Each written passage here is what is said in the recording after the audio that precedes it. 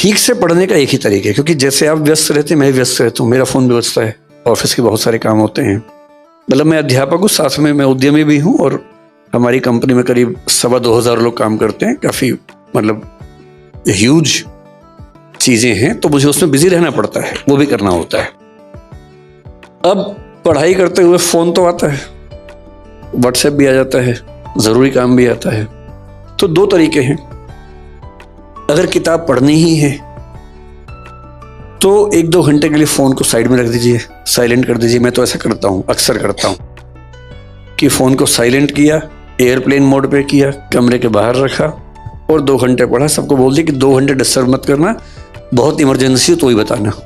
मेरे घर के लोग सम्मान करते हैं इस बात का। दूसरा तरीका आसान बताता हूँ आपको। अब मैंने जैसे पेरेंटिंग पे बात इन्होंने बोला, मुझे कोई ऐसी एक्सपर्टीज तो है नहीं, तो मैंने सोचा कि मैं देखूं कि क्या क्या दुनिया में इस पर पढ़ाई हुई है। तो मैंने कुछ किताबें मंगवा ली पेरेंटिंग पे, मोटी मोटी। अब वो भी रखी है सामने। मतलब मेरी टेबल पर लगभग 300-400 किताबें रखी हुई हैं इस समय, जो मुझे पढ़नी है। और अलमारी में 2000 अलग से हैं, जो अभी नहीं पढ़नी है, बाद में कभी पढ़नी होंगी।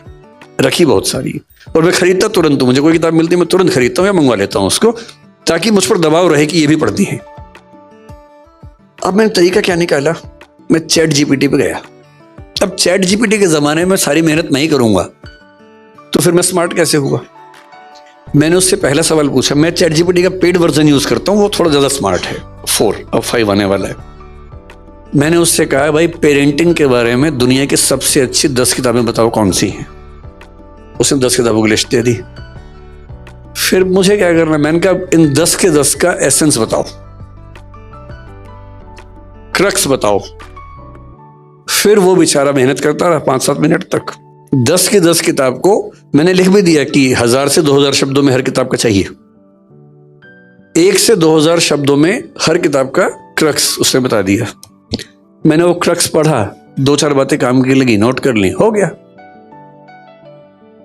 हाँ, ऐसी कई ऐप्स है।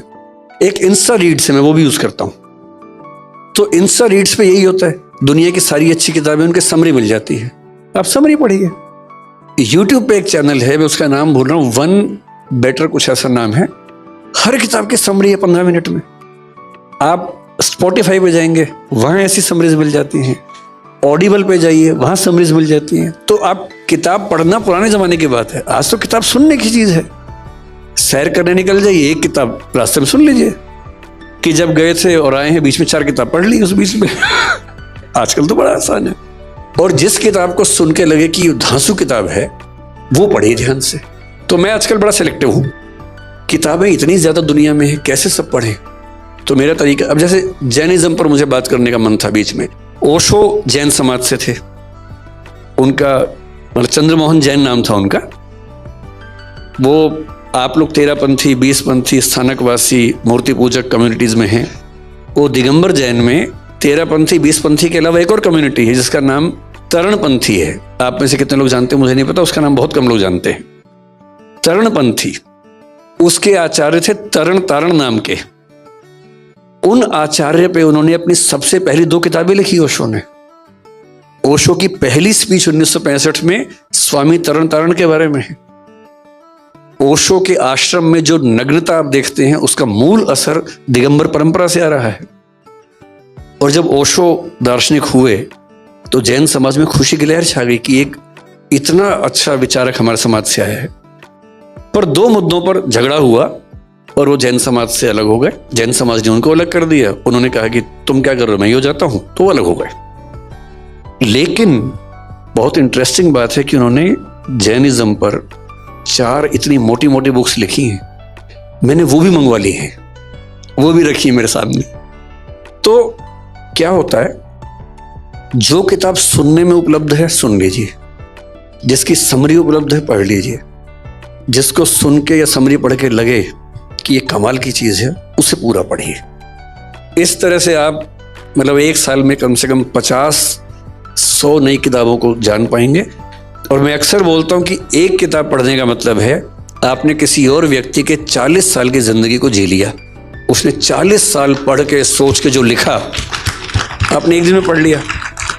तो हमारी शारीरिक आयु जैसे मेरी 50 साल है, हमारी सांस्कृतिक आयु 5 लाख साल है हम सबकी। पिछले 5 लाख साल में इंसान ने जो जो सीखा, शिफ्ट करता गया, ट्रांसफर करता गया, वो सब हमें मिल गया, मुफ्त में मिल गया।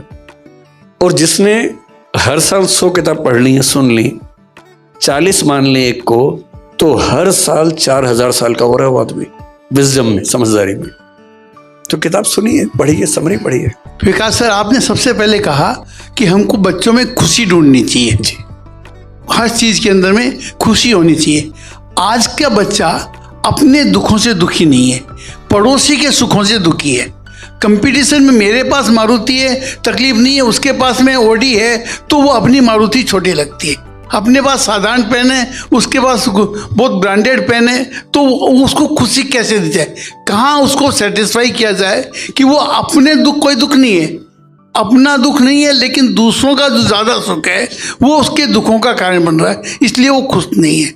और हमेशा आदमी भविष्य के लिए सोचता है, भविष्य आता है पता नहीं, वर्तमान भविष्य के लिए खो देता है, और भविष्य आता कब है यह पता नहीं। 80 साल में भी वो भविष्य के लिए काम कर रहा है, वो भविष्य कब आएगा उसमें इंसान फंसा हुआ है। इसके बारे में आपका क्या चिंतन है? सर, पहली जो बात है, 2 बातें हैं। पहली बात आपने कहा कि आज के बच्चे दूसरों के सुख से दुखी हैं। दरअसल ये बात जितनी बच्चों पर लागू होती है उतनी हम पे भी लागू होती है। ये बात तो हर पीढ़ी के लिए है। तो ऐसा नहीं कि बच्चे ही दूसरों के सुखों से दुखी हैं, हम लोग भी होते हैं। और बच्चे गहराई में समझ नहीं पाते क्योंकि वो छोटे हैं, उनका अभी विचार करने का कौशल उतना नहीं है। 30-35 की उम्र के बाद धीरे धीरे हम समझने लगते हैं कि जो है उसमें खुश होना सीखो, हर चीज़ नहीं मिल सकती है। तो मेरे ख्याल से बच्चों को समय दीजिए, समय आएगा तो वो इन बातों को समझेंगे कि हर चीज़ जीवन में नहीं मिलती है। और इसका तरीका जो अच्छा होता है वो ये, आपके समाज में उतनी दिक्कत नहीं होगी क्योंकि धन की उतनी दिक्कत नहीं है, लेकिन जिन परिवारों में होती है उनका तरीका ये होता है कि मान लीजिए आपका बच्चा कहे कि मुझे एप्पल का फ़ोन चाहिए, और फादर की इनकम बेचारे की महीने की 50,000, 60,000, 70,000 रुपए है, एप्पल का फ़ोन कैसे दे? तो 2-3 तरीके हैं। पहला ये कि डांट के भगा दे उसको, दूसरा ये कि पैसा उधार लेके एप्पल का फ़ोन दे। दोनों तरीके गलत हैं। तीसरा तरीका ये कि उसको बिठाए साथ में और बोले कि देख बेटा, ये है मेरी सैलरी 70,000 रुपए, ठीक, ये आया पैसा, इसमें टैक्स लग गया 7,000 रुपए, 63,000 रुपए हैं, बैंक का लोन है 11,000 रुपए, अब बचे 54,000 रुपए, 52,000 रुपए, घर का खर्चा ये है, तुम्हारे स्कूल की फीस ये है, तुम्हारी बहन के स्कूल की फीस ये है, कपड़ों का खर्चा इतना है, बिजली का इतना है, पानी का इतना है, इतना बचा है, इतना पैसा खर्च करता हूं म्यूचुअल फंड में या शेयर्स में, ताकि जब तुम बड़े हो। Good evening sir, my name is Sonali Jain and I'm an educationist. First and foremost, हम सबको पेरेंटिंग के बारे में बहुत वन ऑन एक्सपीरियंस है, पर फिर भी आपके सारे जो डिलीवरी है, आपकी जो एड्रेस है, उससे हम सबको रिचार्ज हुए हैं, उसके लिए धन्यवाद। I just want to bring to everybody's notice a little bit more serious topic which I as an educationist also face, and that is the aggravation of depression, anxiety and even suicide in the students. तो ये जो हम specially अगर UPSC का नाम सुनते हैं और कोटा का नाम सुनते हैं तो सबसे पहले ऑफ कोर्स आईपीएस आईएएस से ख्याल तो आते ही हैं, and gratitude to all of that, but suicide के केसेस बढ़ते जा रहे हैं, ना केवल वहाँ, यहाँ दिल्ली में भी, बड़े शहरों में भी, छोटे शहरों में भी। सो इसका क्या कारण है? Is it because the children of today, the generation of today is less resilient, उनमें सहनशीलता की कमी है, या हम पेरेंट्स की कमी है कि हमें इंस्टेंट ग्रैटिफिकेशन उनको देते हैं और उन्हें एज आपने कहा स्ट्रगल से गुजरने नहीं देते, या फिर हमारा जो समाज है वो अभी भी पिछड़े हुए समाजों में ही है जहाँ पे कंपटीशन इतना ज़्यादा है and survival of the fittest की पोजीशन आ गई है, जहाँ लाखों करोड़ों सीट्स लोग हैं लेकिन सीट्स खाली 100 या 200 अवेलेबल है। So what is your take on it and how can we get rid of the situation और at least bring it into control as parents? Thank you.